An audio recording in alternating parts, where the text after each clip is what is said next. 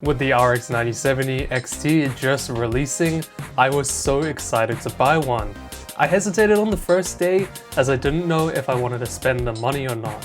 But the FOMO kinda kicked in, and about a week later, I managed to actually get one. It was the RX 9070 XT Tai Chi edition from ASRock. It's a really good card and I was so excited to put it in my PC. So I hopped in my car and I drove all the way to the store. I really couldn't be happier to pick up this card. It's a massive upgrade over the RTX 3070 for myself. So when I got home, I unboxed it, did all the B-roll for you guys, and then put it in my PC. Looks like it was going well so far. I launch up Warframe, and then I hear the noise that no one wants to hear.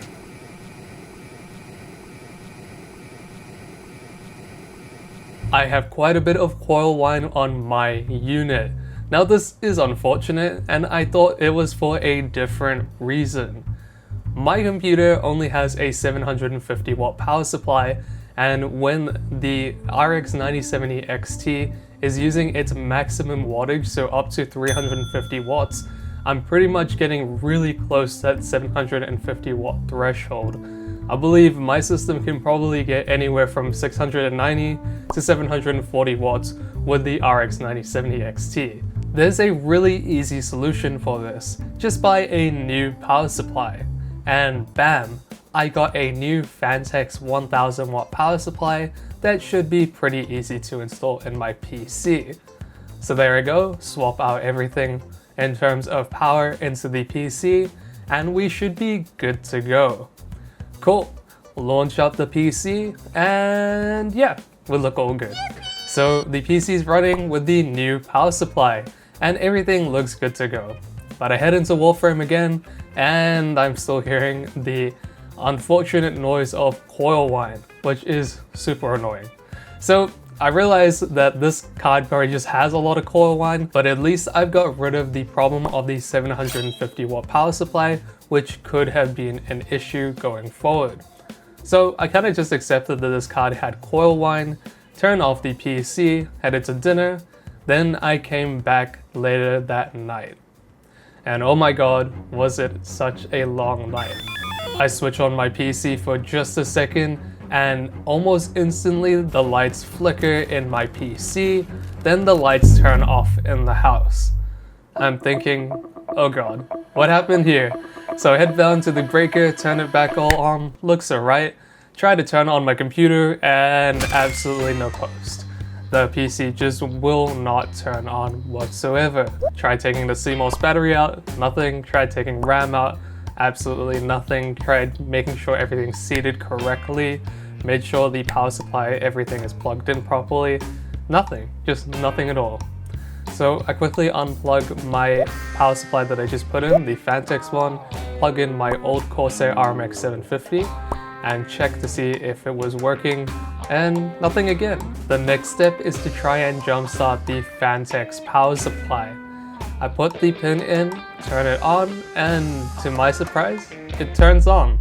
The power supply is fine, the Fantex one that I just bought is working for some reason. My alarm bells start ringing now, I'm like, okay, this really isn't looking good. I need to take out my motherboard to check what is working and what isn't working. So I take off the CPU cooler first, and as I'm pulling up, wow, my 5700 X3D comes out with it. It's literally stuck on the cold plate, like really stuck on it, and it will not come off. I've had this happen to me before. I mean, it's kind of common with the PGA socket type, so it happens from time to time, and I really didn't think much of it at the time. But I do need to get my CPU off the AIO. So I'm thinking, oh god, this thing is stuck, and then I try to wiggle it around. It's not moving, it literally will not move. And I don't want to like rip it off because it's gonna really damage something if it does. And it got to the point where I was pulling it left to right and it just wouldn't wiggle. It was like completely stuck, like super glue to the AIO CPU cooler. I was really annoyed and frustrated at this point as my PC wasn't turning on and now the CPU is stuck. So I have phase change material in between the CPU and the CPU cooler. So that means at room temperature, it will be cold and it won't be very liquid. So it will be more of like a solid material. That is why the CPU is stuck to it.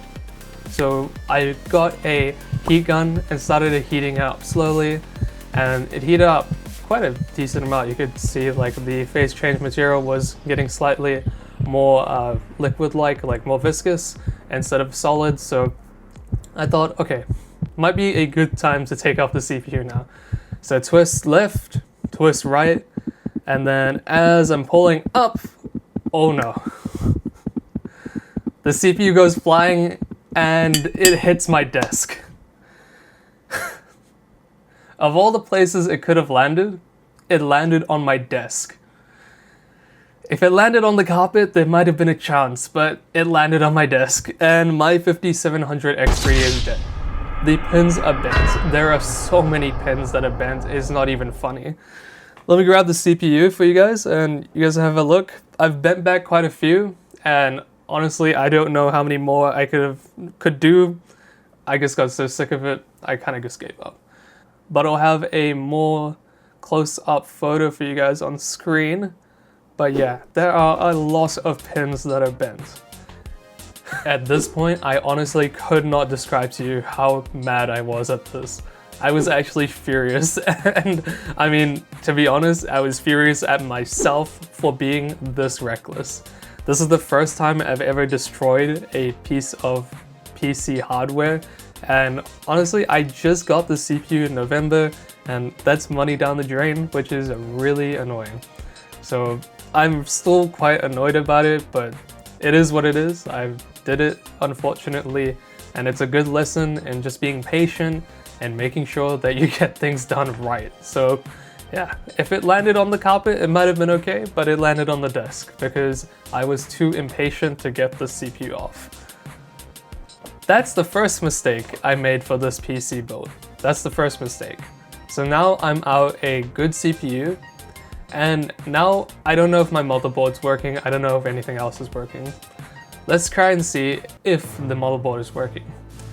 I got my motherboard out, accepted that I broke my 5700 X3D. I know that both of my power supplies are still working. The Phanteks one was jump started and the Corsair RMX one should still be working. I used the Corsair RMX one just because the other one had actually tripped the lights, or I believe it did at least. And I try my B550 motherboard with my 5600. I turn it on and nothing. There's absolutely no response at all from the motherboard. I gave it another shot with my 5600 in another AM4 motherboard, and that one turned on fine with the same power supply.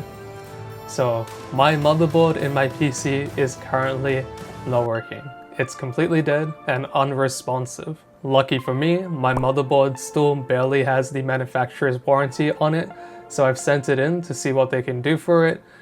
And in terms of the power supply, I did return it as well. So that Phanteks power supply, I'm not entirely sure if it's exactly its fault for tripping the lights, but it did happen when I replaced the power supply for my build. So I did let that retailer know that that power supply tripped my actual house as well as the PC not turning on anymore, but they didn't really seem to be interested in the power supply killing the motherboard, so I kind of left it as is, as the motherboard still has a warranty, so hopefully we'll see what happens with all of it in the end. So at the moment, we have a completely non-functional computer. There's nothing working. My motherboard's in for repairs. I have a broken CPU that I broke myself by accident, the 5700 X3D, which is still painful till this day. Is really annoying for myself to have done. Just be a bit more patient. And lastly, we have a return power supply. So that power supply is gone, but at least I have my RX 9070 XT still. This leads on to the second part of this story. I need to build a new case and test bench for this RX 9070 XT. I don't want to put everything back into my old PC, as that's just a little bit of a pain because I'm going to have to build a new computer in there anyways. So I have a really old case that I wasn't using and I'm going to convert into a test bench. It's pretty easy, right? Very simple to do. Just drill a few holes here and there, put a few nuts and bolts, and I drilled into my finger. This is probably the worst part of the video. Yeah, I had a drill in my hand and I moved my finger at the last second by accident. And I drilled a hole through the pad of my left middle finger. Yeah. It has an entry and an exit. This was about 3.5 weeks ago, so it's healed up now, but I don't know if you guys can see there, there's an entry and an exit. It still kind of hurts, a little bit painful, but yeah. I had to go to the hospital for this one, so I went to the A&E, Accident and Emergency Center. I got an x-ray and they told me that there's a small piece of metal there, so I had to go to the actual hospital. I had to wait in ER, which was a very long wait, and then I got there and they hopefully washed it out.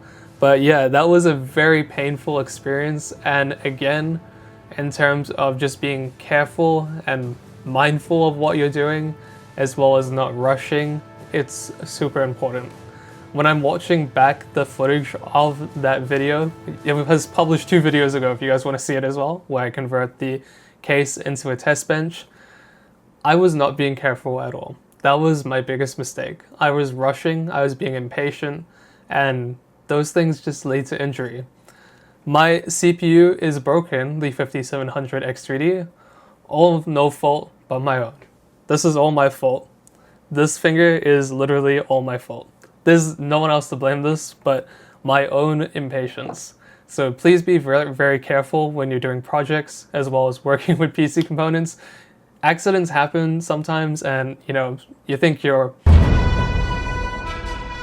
stuff like that, you see it on the internet, you're like, that guy broke his CPU or something, what an idiot. One day it might happen to you, so just be as careful as possible to try and prevent stuff like this. So yeah, I'm not looking very good for this one, and I mean, at least we have a cool test bench now with a really decent build, so a 5600X and the RX 9070 XT. I think it's a great combination, but this could have all been prevented had I just been a little bit more careful with my CPU. I would have a 5700X3D in there right now instead of a 5600X. And I guess the motherboard's not really my fault. I couldn't have done anything about that. I don't know what happened with that one. That's out of my control completely. But yeah, that's some updates for you guys recently and what I've been up to. So yeah, those were a chaotic couple of days. They literally happened within 3 days of each other, from the motherboard destroying itself to me destroying the CPU by accident and then drilling a hole in my finger. But yeah, it's been about 3.5 weeks since then, so it's kind of all lining up now. I got a 7800X3D, which was a bit expensive. Got it off AliExpress. I'll let you guys know more details in another video, but I'm not sure what's going to happen to that old motherboard. I'll probably end up selling it when I get it back. Hopefully it all works out, but at the moment I'm just looking for a motherboard on sale for the 7800X3D, and we should have some really good videos coming up for this chip and all the graphics cards I have to benchmark. So that about sums up the video. Make sure you guys stay patient and stay safe. Make sure you're aware of everything that you're doing, and hopefully you won't end up drilling a hole in your finger just like I did. But it's been a good one, and I'll catch you guys in the next video. Bye!